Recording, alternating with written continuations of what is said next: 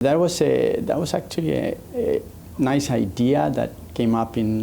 by talking to the clinicians, to my colleagues. We observed that after BCMA CAR T-cell therapies, you have a myelotoxicity that is significantly longer than what you observe after CD19 CARs. So as the disease is mainly focused on the bone marrow, we try to understand whether there might be something related to the interaction between the CAR T cells and the plasma cells that were interfering with the normal hematopoiesis. So with that hypothesis, we start working on trying to understand the differentiation from hematopoietic cells in the presence of supernatants, in the presence of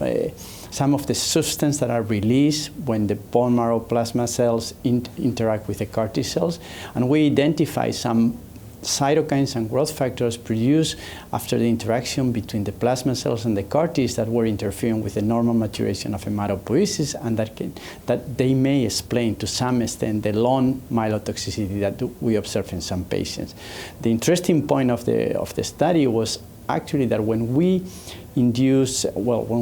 treat those cells with inhibitors of those cytokines, we can restore the normal hematopoiesis, at least providing some clues on how we could actually try to tackle this side effect in patients undergoing CAR T-cell therapies.